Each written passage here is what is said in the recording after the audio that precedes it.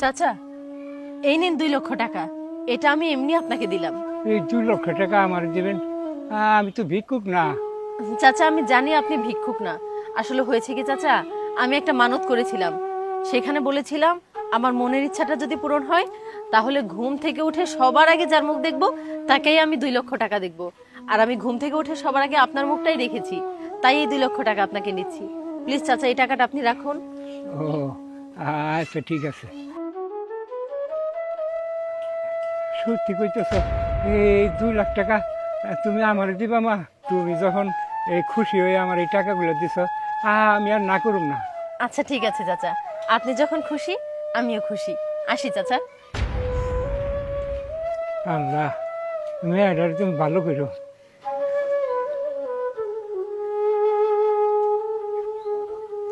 2 লাখ টাকা? না না, ওই বুইয়ের কাছ থেকে আমার 2 লাখ টাকা নিয়ে আই লাগবো। ওলা আবার আবার কি বুঝবো, সে এমনি 2 লাখ টাকা মারে লাগবো।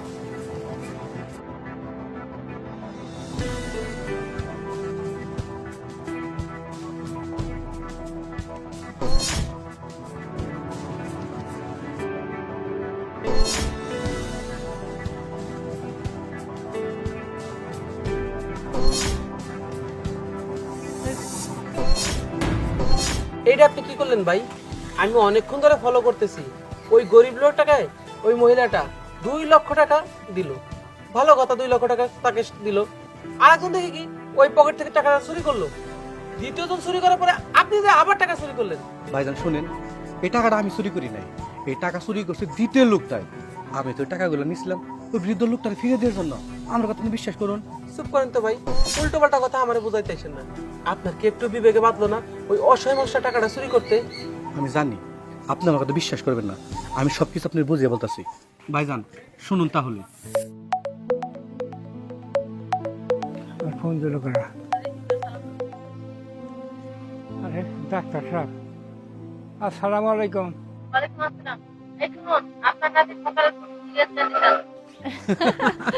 তুই ঠিকই বলেছিস। ডাক্তার সাহেব, আপনি এটা কি কইতেছেন? এই 2 লক্ষ টাকা লাগবো ডাক্তার সাহেব। আমি এত টাকা পাবো কারণে ডাক্তার সাহেব? আমার আমার তো কিছুই নাই। আমার একা কামাই করি, একা খাই। আমি এখন এত টাকা পাবো কারণে ডাক্তার সাহেব? দেখুন, এত বছর কোনো টাইম নাই। আপনি যদি আপনার নাতিকে বাঁচাতে চান তাহলে এমার্জেন্সি 2 লক্ষ টাকা নিয়ে আসুন, তাহলে আপনার নাতিকে আমরা হসপিটাল থেকে বের করে দিব। না না না না না ডাক্তার সাহেব, আপনি হাসপাতাল সাহেব বের করে দেন না ডাক্তার সাহেব।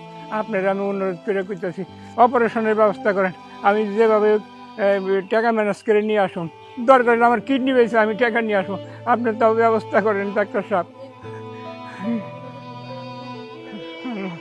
আল্লাহ রে, তুমি আমার এটা কোন পরীক্ষায় ফেলাইলে আল্লাহ? আমি আমি এই মুহূর্তে আমি 2 লাখ টাকা কই পাবো আল্লাহ?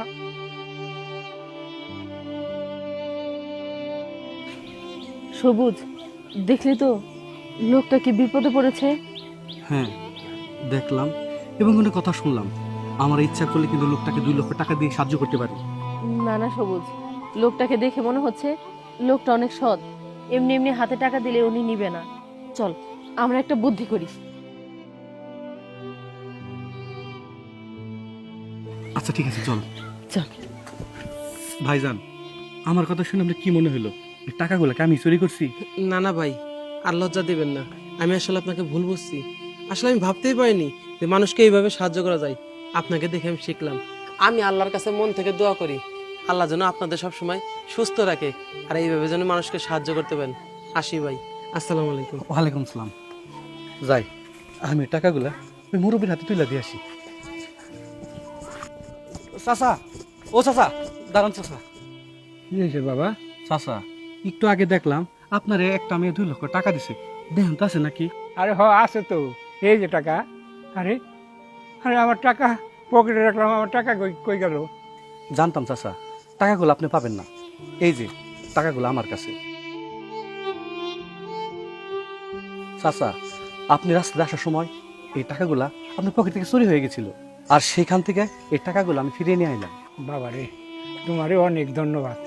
আর এই টাকাগুলো তুমি আমাকে পাওয়া দেওয়ার জন্য। জানো বাবা, এই টাকাগুলো দিয়ে না আমি একটা বিপদ উদ্ধার করুন। চাচা, টাকাগুলো সাবধানে রাখবেন আর ভালো থাকবেন। আসি, আসসালামু আলাইকুম। ওয়ালাইকুম সালাম। আল্লাহ, আমার মনে হয় তুমি নিয়ে যাতে আমার বারবার এই টাকাগুলো আমার হাতে তুলে দেবো বাবা। আমি আমি আমার নাতির চিকিৎসাটা আমি করে পারুম। যাই তাড়াতাড়ি হাসপাতালে যাই।